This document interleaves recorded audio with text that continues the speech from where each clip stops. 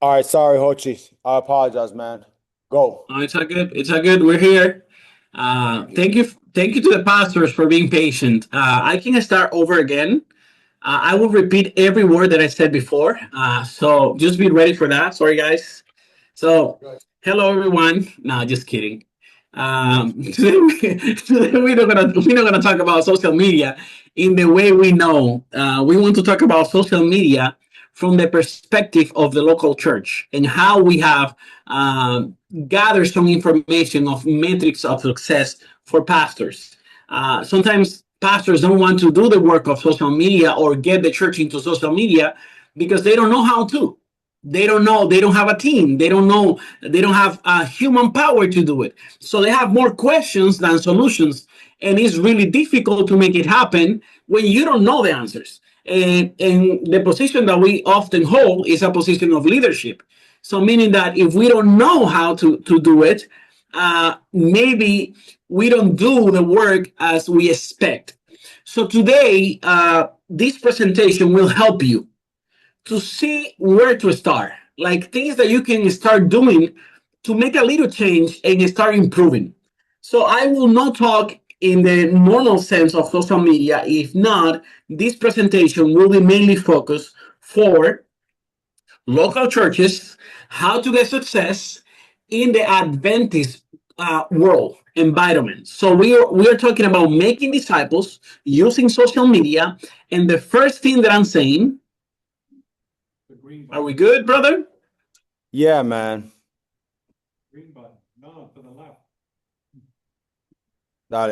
Yeah, we're good. We're good. Awesome. And the first thing that I'm saying is that in order to do this, we need to be intentional. We need to know how our church is. Some people want to present the the ideal church online, but when we know the reality is something different. So we want to know how is our reality and project the strongest aspects of our church online from our reality. And that's mean being organic, being real, being transparent. And also, some churches, they post once a month and they are gone. So that people cannot connect with the church online because the church is absent. They are not constant. They don't reply messages. They don't engage with the community. There is no way that someone is engaging with you. And basically, the people who is watching you is the members that sometimes they don't go to the church.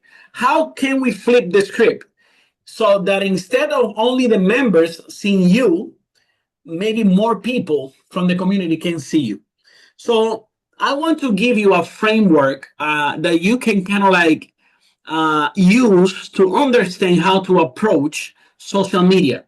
And we are trying to answer the question, where do we start? I think this is a great question to start when we haven't done the work, when the church is with no online presence, when the church don't know how to go, and when we have so much information everywhere, what is the good information that we need? So basically, you can divide the social media project or the media ministry project of the local church in four aspects. The first one is the foundation. Basically, we want to optimize our online presence. And I want to ask you a couple of questions here before I continue. Is your church in Google Maps? Raise your hand if your church is in Google Maps so people can search for you. Okay. If you go to Google Map right now, do you have your phone with you? If you go to your church in Google Map, go and see the first picture that you have there. I cannot see the pictures that you have there right now because you are many and I don't have access to your addresses. But if you go to your Google Maps and you search for your church, what is the picture that show up there first? Because Google Maps is a place of transition. And basically, before the people go to your church, they go to Google Maps because they need to drive over there. So we want to have an optimized presence in Google Maps. So some churches, they have an old building, old photo, some members that don't represent what the church is. They don't represent the ministries that are working. And I will ask you, if your image that you're seeing in Google Maps right now represents what your church is, raise your hand. Hey, y'all, let's lock in. Is the image that you're seeing in your Google Maps representing the identity of your church? If it's yes, just raise your hand. If it's no, if it's only one person. So you're telling me right now that we have, well, two more. Awesome. We have three pastors. Optimize is going to the online places where the church is and make sure that we represent who we are in those places. Number one, Google Maps. Number two, social media. When we say social media, we're talking about Facebook, we're talking about Instagram, we're talking about TikTok, we're talking about YouTube. And maybe you will say, oh, we don't have a TikTok.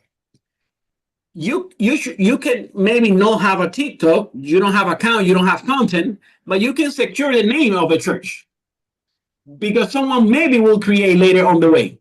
So you secure the name so nobody else can take it. And that's an important thing for churches. So optimize means going through all the online things and make sure that the church is ready. Ready for what? Number one, to outreach. Because if we want to reach people online, we want to be optimized first. Then, if we reach them where they are in their minds online, we can build an engagement or relationship.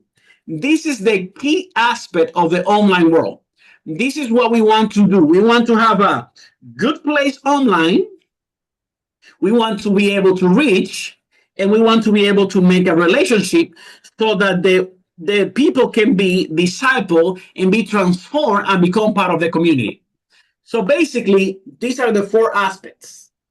Number one, optimize the online presence. Number two, reach people. Number three, engage with people. And number four, discipleship.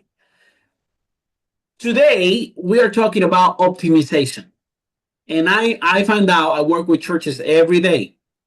Most of the churches, they are not optimized online. They don't do anything. They think that the church's only presence, the only presence of the church is physical, when the church is also represented online. And that's where people will see you first before they come to the physical church if they are looking for a church. So how can we optimize the local church online? Maybe we can start with a question. How do we bring someone from the online world to the local church? Maybe someone want to answer that question, or just highlight what is wrong with this question. Do you see what is wrong in this question?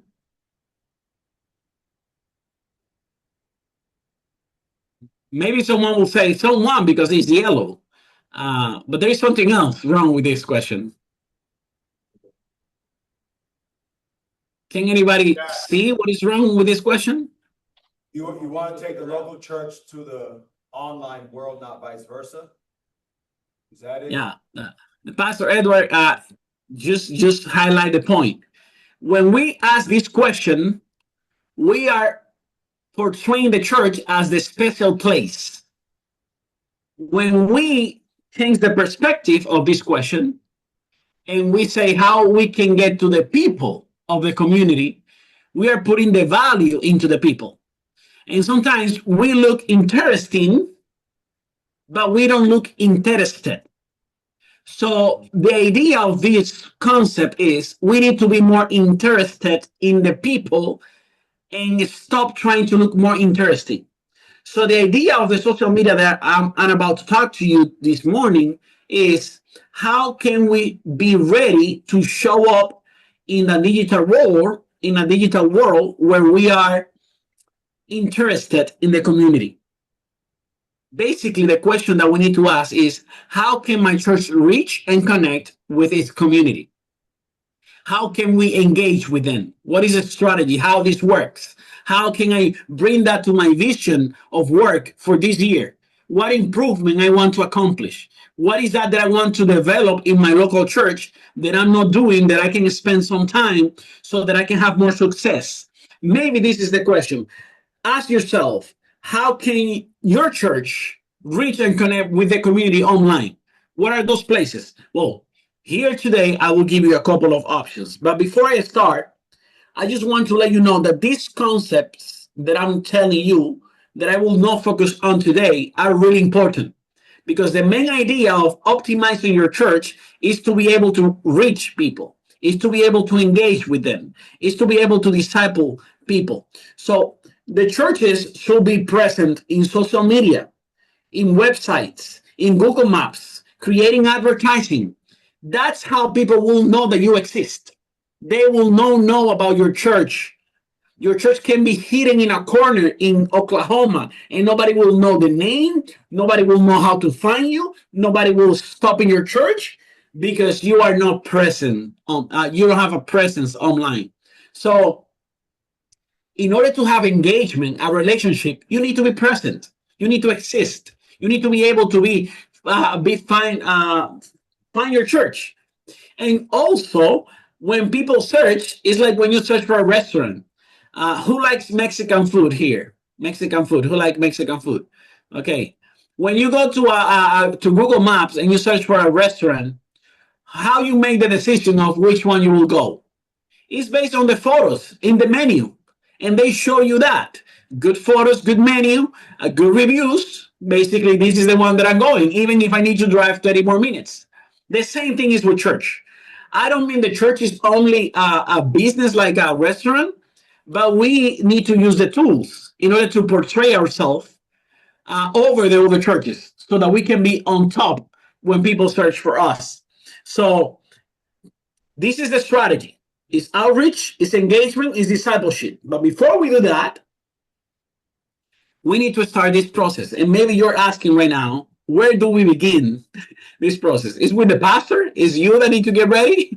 It's with the media team. It's with the outreach ministry. It's with the board of the church. Well, the first thing that you need to do is the first thing that you need to make sure that you have, and you can take notes of this. And basically, this is the presentation will be 15 things, and I will be mentioning them and kind of like highlight the reason for what. So you need to create a profile for your church. Maybe your church is only present on Facebook. Well, if it's only present on Facebook, make sure that you have a profile with the name of a church in all other platforms. And you can have a meeting with your team and tell them, I want this to be accomplished. I want to have a profile with the name of a church, with the logo of the church in every platform. That will create your presence online. That is a good step. Some churches, they have only one profile and they exist only in one place. We need to be able to be in all the places. Are you guys following me? Yeah, sir. Jochy. Yes.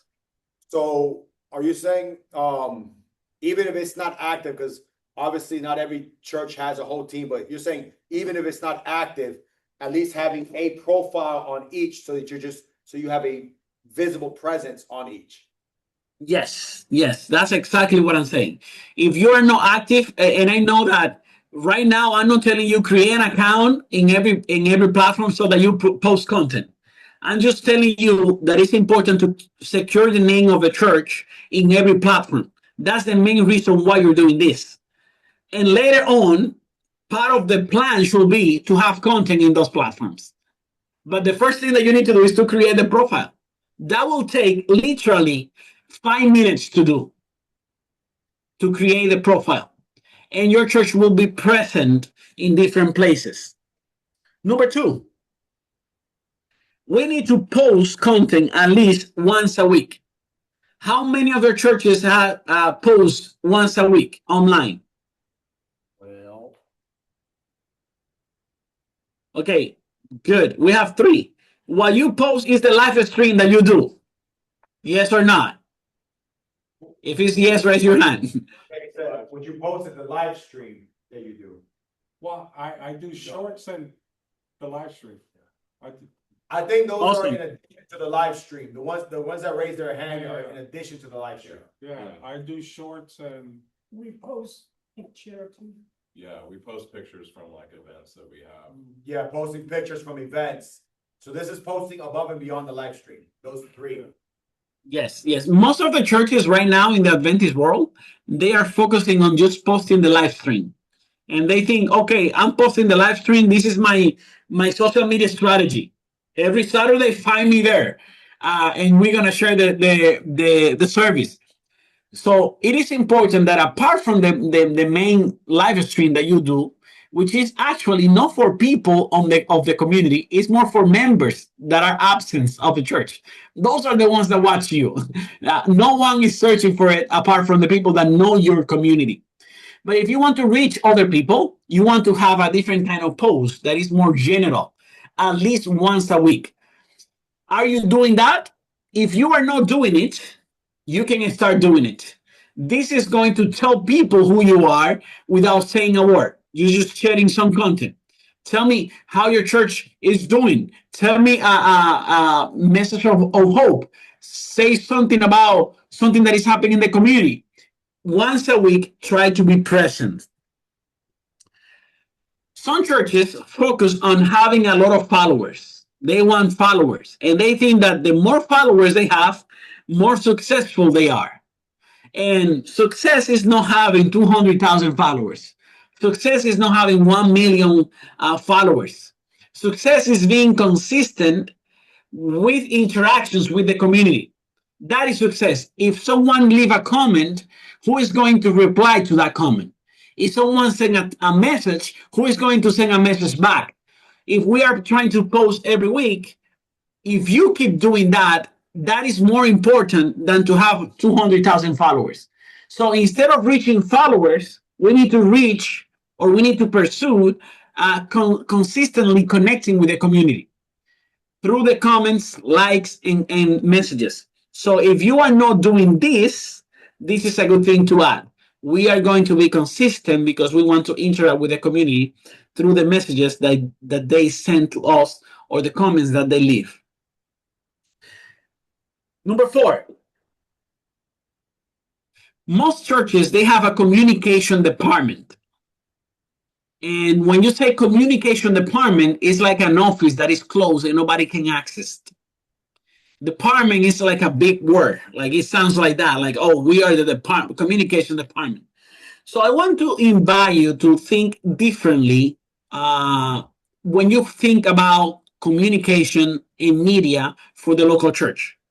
Instead of only using communication department, I want you to think about media ministry, which will allow you to create a culture of mission, community, and individual development. The people that is going to be part of this ministry, they should be in a mindset of community, mission, and individual development. You don't want people only to come because they are part of the communication department to turn on the camera and that's how you serve the Lord. No. The media ministry should focus on developing the spiritual well-being of these people related to the online world, the skills, the mission, and the community that they are creating, so that when more people come to the church, they want to pursue to be part of that media ministry. So if your church is not focusing on media ministry, you can start that. That's something that you can add to your bucket list of things that you can do in your church. So instead of just being a department, we want to do ministry within the service that you do in the church. So we can focus on media ministry. Most of the churches that I work with, they don't train, they don't educate, and they don't equip the media team. They want to have a good microphone that is working so that the pastor can preach and make sure that the volume is up when he's preaching. So we want to not only have a good mic, we want to have people that is minded, that they know the mission of the church. What are we trying to communicate this Sabbath that we have service? How we can empower the media ministry to do better when we are trying to communicate. Because when the mic is on in the church, is for the members of the church. But when the media ministry is working effectively, the mic goes out to the community. So you're preaching to the church inside. The media ministry, if it's equipped properly, will preach to the people outside. That's why this is important, because the mission is not only preaching to the ones that are in, it's also or mainly about reaching the ones that are not in the building.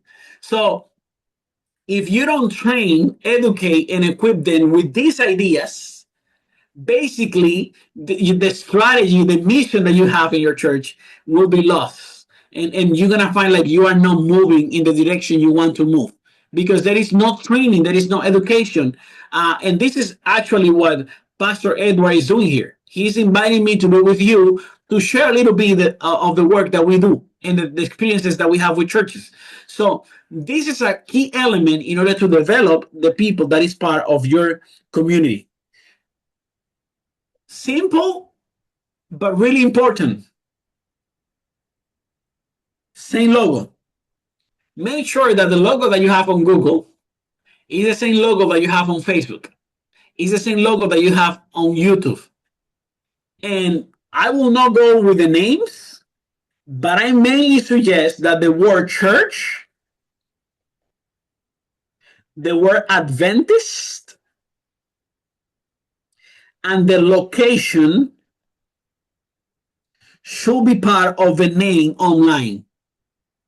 I know you have a legal name, I know you have a lot of things, but these are the key words that should be part of your name online. Some churches, they have, I will do an exercise here just to see. Black t-shirt, right side, white letters. Hello, how are you? Black t-shirt, right side, white letters. How are you, Pastor? You good? Just an exercise with you. I like your t-shirt. I'm not able to read it, but I like it. What is the name of your church? Bristol Seventh-day Adventist Church. Say it again. Bristol. Briscoe? Bristol. Oh, Bristol. Yes. Seventh-day Adventist Church. Yes. So, for example, the word seven day is a long word that nobody search for. You're not gonna find anyone from the community searching for 7 day. Like, well, why is that? The key word here is Adventist. So I will just name it. I don't remember, and I don't know if I'm pronouncing the word really well, like Bristol or Bristol. I don't know, Yeah. but I will say Bristol Adventist Church online. Why? Because people will search for church, they will search for location, or they will search for Adventist if they know about the name. But not many people know about the name either. So basically, this is the main word that you want to have and the location that you are at. So same logo, a name that highlights church, the word church, your location, and the Adventist or so, and make sure you have the same name. Some churches, they have one name on YouTube. They have even like Adventist TV on YouTube. Like, what are you talking about? We are searching for your church. We are not searching for TV on YouTube. So same name, and you can search. It's really wild because someone created a Facebook profile, someone else created a Facebook the YouTube of the church, and we have different names, different accounts, different passwords, different things. Just going through that will make you have more success. You will have more control. You will be more intentional. Same colors. One day you look like you are from a different place. That is not your church. There is no identity. There is no clarity. And that's something that we need to be pursuing all the time. That is what we call branding for local churches. And That will make your church easy to identify, easy to find, easy to be recognized. You want to have that. You don't want to be lost with all the churches around. How can your church stand up? Name, logo, clarity, good images that communicate the identity of a church. So, and we are clear about our identity. We are Adventist, and we are in this location. We are in Oklahoma. We are Adventist, and we are a church. Those are the things that we should keep in mind when we try to put ourselves out there. Um, Communicate identity, and I will go back again to this word, identity, of the church on Google Maps with photos and reviews. And I want to do an exercise. You like my shirt? I will go black shirt, white letters. No, I will skip you now. Let me go to a different person. The person that is in the front here, with the black t-shirt as well. He's bold. Gio. Hey, how are you, brother? You see, he noticed immediately. Um, Go to your church Google Maps right now in your phone. That's the famous Gio. What is his name? Gio. Leo?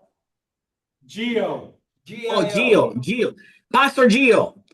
Go to your Facebook Google. Are you there? Yeah. Can you tell me how many reviews your church has? 25, 5-star. Well, 4.4. How many? 25. 45. Okay. 45. How many members you have in your church? About 120. 120. So you should have all of them doing reviews every week. You should have at least 4,000, 10,000. You know what will happen if you have 10,000 reviews? Basically, your church will be the first one that show up when people type church in your place. Basically, you're ranking yourself by the reviews. All right, I'm gonna send it to my church right now. So most of the Adventist churches, they don't have a review. So when people search a church, they go to the Baptist church, they go to the Catholic church, they go to other churches because we don't have reviews and good photos. So if you want to position yourself better, I encourage you to do reviews and I encourage you to do photos. Are you guys with me? Yeah. Thank you, Pastor Gio. Appreciate that. This is the place of transition. Every church should have this place clean, neat, address, on point, good name, good images, good reviews, moving forward, and involve the members. Be part of it. Today, this Saturday, we're gonna do reviews only on Facebook. Tell me what you like about our church, and let's type it there. And you do something different. You bring something new to the church, but at the same time, you move your church to be in a better position online. Number 8, define and train the media team or the people that is going to be part of the media team and the people that is going to be part of the digital missionaries. And now I want to be clear here.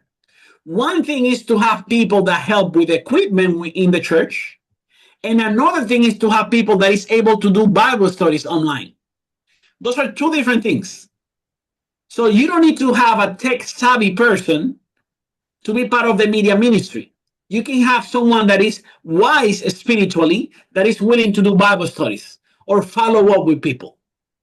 Are you guys with me? So two groups, the ones that know about technology and the ones that are being equipped to be part of a missionary team that is doing Bible studies. This is basically handled with a collaboration with the interest coordinator or the outreach team. So a church that is able to do this is a church that is getting ready for how the world is moving with technology. Because people is not only searching for AI, for quick answers. They want community. They want follow up. They want presence.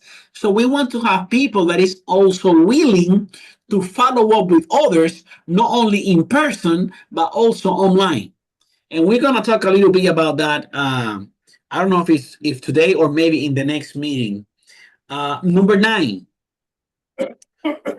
success is that the pastor sees the opportunity to integrate this strategy, this strategy with ambition, with the development that he wants for the church. If I ask you right now, what is your plan for social media for your church? How are you planning to improve that? Did you put that in your year work report that you sent to the conference? It was that part of something that you were planning to do? If you are doing it, how are you doing it? Can this information help you to be more intentional about the work that you are about to do? Can this information help you to shape a better vision for your team and your church? This clarity, this strategy will help you. At least this point that I'm trying to highlight here will help you to be more specific in that work. I know we have a lot of work to do, a lot of fires to take care of, a lot of things happening in the church all the time, a lot of sermons to preach. And I will always will say that every sermon that you prepare is the content that you don't want to be presented only once in a lifetime. You want to keep that sermon because you prepare for it. You find all the information. You are preaching a good sermon to the church. You don't want that to be only heard for the with the people that is in the church. You want to take that out. So this strategy is basically moving your team, your people, to do that. Take that sermon, take that information, take the activity, take the community integration into a place where more people can see it, so that we can have a greater impact, so that we can reach more people and make relationships with a broader community. So we should have at least 2 owners of the church profiles. If I ask you right now, this is one of the biggest and more frequent things that happen to us in a daily basis. Churches don't know who is the owner of their Facebook page, YouTube page. They don't know anything about it. They have an admin, but they don't know nothing about it. So if you go this week and you make sure who is the owner, who has access, just with that, you are making success in your church, because you are handling the information. You are not letting the presence of the church be lost and or be mistreated, or someone take ownership of that belongs to the church. So as a pastor, we should be able to take care of that, at least 2 people. And the first one should be the pastor. You should have ownership or at least admin access to the Facebook and social media presence. And this is more for Edward right now. I would love to have conferences, have access to the social media accounts, so that when a pastor transition, we can handle or also not only the church, not only the board, not only the members, but access to the social media profiles that are created.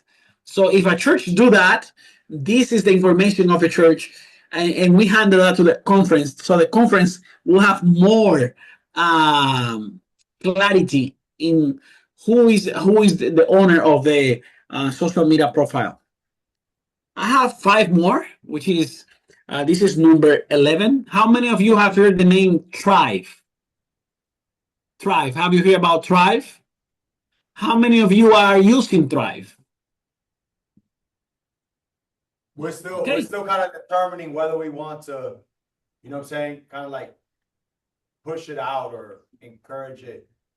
So Thrive, we can even have a meeting with all of you and do like a training on Thrive. And Yeah, Jochy. sorry, yes. So remember, I had showed you I had showed you a software that I personally use, right? Yeah. So right now, we're just kind of like in between whether we try to see about rolling that out to pastors or whether we try to do something that's, yeah. So Thrive is a completely free platform they developed for churches, specifically Adventist churches. It will be connected to Adventists and all the institutions within the Adventist world. And basically, what Thrive does is allow you to disciple the people that comes to your church and have a registration digitally of those people. So you know the members that are coming, you know the new people that is coming, you know the Bible studies that are being given, you know the location of where those Bible studies are being given. It's a powerful tool that is completely free for the churches, and it's something that I encourage you to try and search for. Pastor Edward, if you want to work with me as well, we can organize a meeting with the pastors just so they know this platform. This will provide a structure. This will provide guidance for you, and also it will help you to be aware of who is coming to your church. So using Thrive is a good thing for your church. And we talk about this. So social media is not only about content. It's not only posting the pictures of the community. It's also developing communication with the community. And a way to start doing that is through advertising. I don't know how many of you have done that before. I know Edward had done that before, but it's a way to create awareness in the community, to engage with the community, and to generate more interest. How many interests you want to generate this year for your church? Are you doing the traditional campaign? You bring a pastor, he preach, but how many people of the community are coming to your church? Not many of them. So if you want to do something new and try to engage with new interests in the community, trying an advertising campaign where we place ads for your church in your place, it can be a good option to reach new people. And hold on, Jochy. yes, Hold on 1 sec. So just to mention it to the pastors, this is what we were going to meet with you about at eHuddle because we didn't stay for the last presentation. It didn't work out. So we are going to schedule something for this for sure. And we may need to schedule 2 Zoom meetings. One just about the advertising campaigns that you're doing that are going very well. So I talked to my team, and we are looking for next week. And I asked them their availability. I will share that with you so you can talk to the pastor. I will give you a couple of options so that you can see if it's possible to meet with them. If not, we're scheduling another time. Yeah, but I have a couple of. I'll be out of town next week. If we could move it down a little bit to give me some time to promote it to all the pastors. Yeah, but it's probably a Tuesday in the afternoon that we're looking for. Okay. This is generating through. So today I'm highlighting metrics of success. So if you do something like this, you are more probably to have success online than if you don't do it. If you don't do it, you will have no success. If you don't create your profile, there will not be possible. There will not be a possibility of finding you if you are not online. So we have so many stories of this that we are putting together to share with people and to share with pastors of how churches are changing the way of doing evangelism. We're talking about someone of your church can be doing 20, 30 conversations with the community, one person from their phone, depending on how they engage with this. It is possible to do and engage with new people in the community through the advertising campaigns that we are doing here. So number 13, there should be consistency between what we project online, the things that we share online. You have a question, and the experience that we want to create with the people that is coming. So basically what I'm saying here is that we should communicate what is actually happening in the church. We can make it look good, but it should be the same. So we don't try to look good and expect people to come because we look good. We try to see what is working in the church and we communicate that. And it is important because we will create a genuine, transparent experience for the people in the community, people that don't know about Jesus, and people that haven't experienced the church in a while. So you want to create that experience that is positive, that is good for the people that is looking for what we promise. Someone raised his hand. Yes. About ad campaigns, we recently did one for one of my churches, and we were flooded with comments on there from people not even in our community. Somehow they got a hold of them, just trashing Adventism. And I spent a lot of time just responding to those, trying to do some mitigation. What do you do with those communications? They're not genuinely trying to get to know our church. They're just trying to, misrepresent our church. I think that's why you gotta have. Yeah, I'm glad that you mentioned that. When we post advertising online, when we do advertising for churches, we're gonna find different kind of people. Some of them will hate what we do. Some of them will love what we do. So we have a system to qualify those interests. Because it's not the same someone that is texting you because they have a concern about their life, something is going on in their life, they want prayer for their life. That interest is completely different from someone that is looking for a Bible study or someone that have a question about God. So it's different kind of interest that you will have. And mainly the interests that we generate are directed to the messenger. So basically we chat with them online. It's not like in the comment section. We basically don't address the comment section. If there is something that we don't think is positive, we delete it, and we keep chatting with people with interest. So it's something that we do. We have experience with that, and we know it can be frustrating when you have all those sort of discussions in the comment section.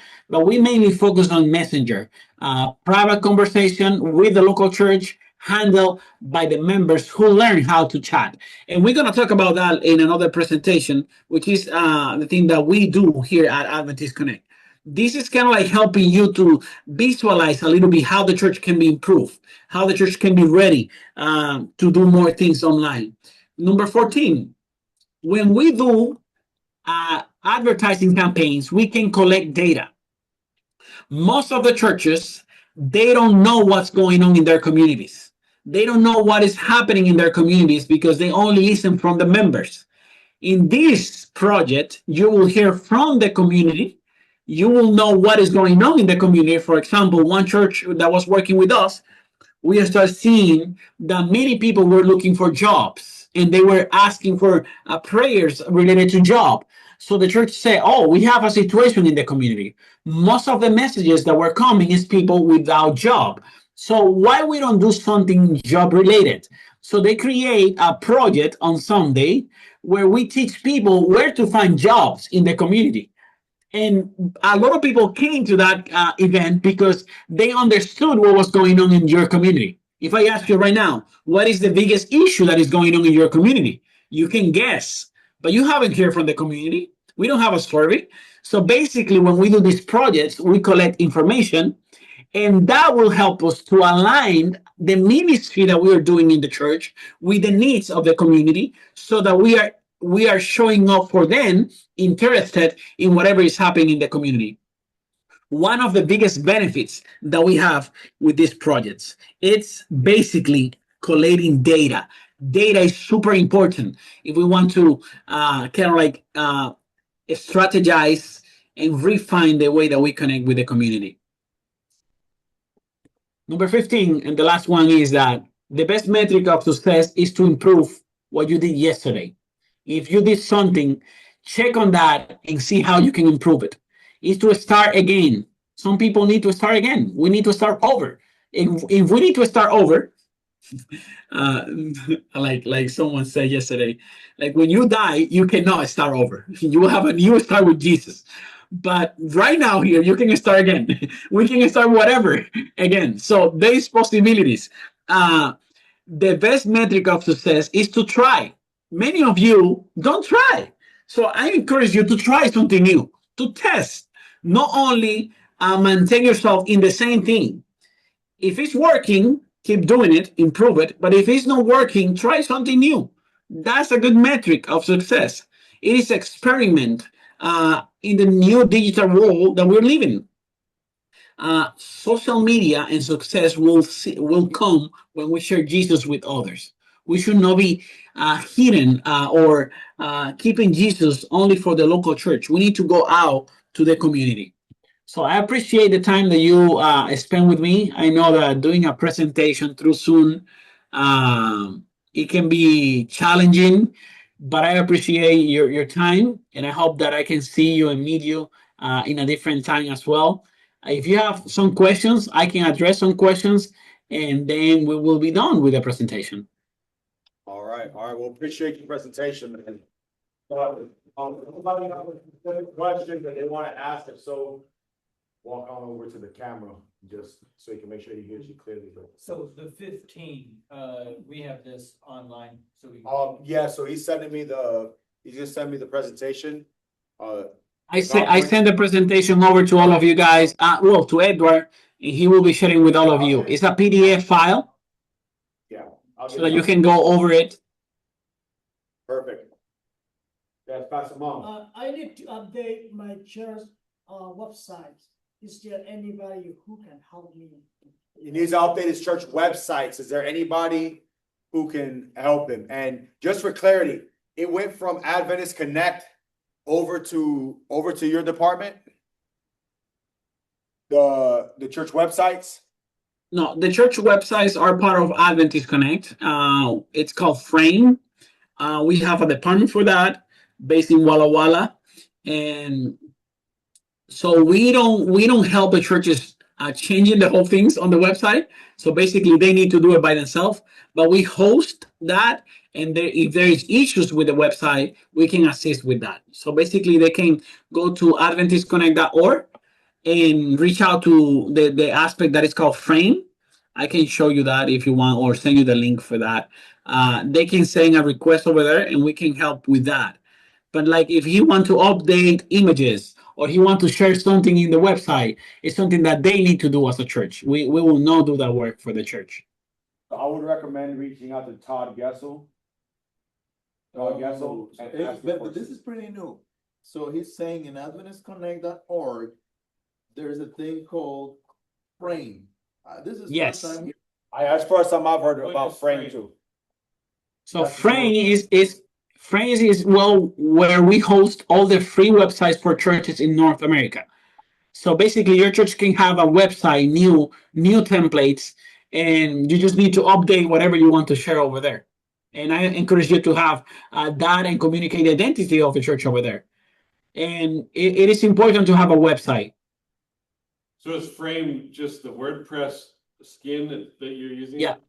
Yeah, Frame, it's hosted by WordPress, and it's designed for the Adventist churches, and we have a bunch of new templates added there. Yes. All right.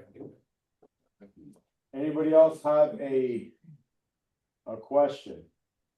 And this is the stuff that you can also give us feedback on. Like I said, I would recommend having Todd Gessel just because he's the guy that I think is most pointed within our conference too.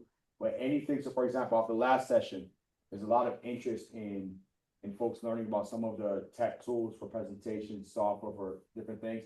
We'll schedule a day where anybody wants to come out, be it member, be it elder, be it a local church person, can come out. We can do the same for the websites if there's enough need and interest to sit in one space and have, bring in somebody to help. Something that I want to mention there, Edward, is if you are trying to do some work on the website, I would like to encourage you to do three things. Number one, inspire people. People is not reading a lot. People want to be inspired. How you can inspire people online on your website. Like, let's say your church is family based. You have a lot of kids, a lot of families. So inspire me with families, things about family. And number two, inform. Let me know who you are, what you do, where you at. And number three, connect. How can people connect with you? Those are the three elements that you need to keep in mind when you're working on the website in that order. Inspire me more, give me enough information, and let me know how I can connect with you. Awesome. Any other questions? Are we good? Just want to say thank Yes. you. Yes, thank you, Ochi. We appreciate it, brother. Thank you for your time. And Thank you, pastors. we'll lock in, I'll connect with you so we can lock in at least one, if not two more sessions in the future, which will be a Zoom meeting just for focusing on one, those who have interest in the, what's the word? I call it lead generation, but how do you refer to it? We call engage. Engage. Like, all right, yeah, the online using social media to connect Yeah, online. You can that see how one, that one is gonna be with the whole team. It's four of us that work with the churches. We have two people that do pastoral care, and they will talk about how to equip the church and the members of the church. And I'm the one doing the digital aspect of it. That's why I was doing this presentation. Basically, I create the ads and analyze your church to communicate the identity of the church to reach the people. And we have the account executive, which is the one that handles the contract and all the paperwork. So it's four people that is going to be part of the presentation.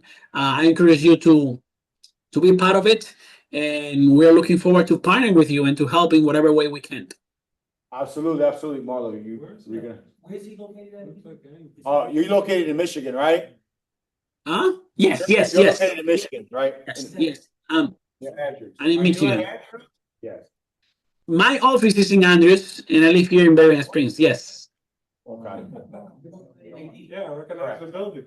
Yeah. So Awesome. Well, if you guys come to Andrews, please stop by. My name is Jochy Jamel. We can chat. We can go for a sandwich, and we can connect. Absolutely. Awesome. Well, thank you, Ochi. Appreciate you, brother. We'll be in touch soon to square up a date. All right. Thank you. Blessings to you all. Thanks. Yeah, I think we found there, we just, that's what people do. I mean, like, putting that, it's a little, like,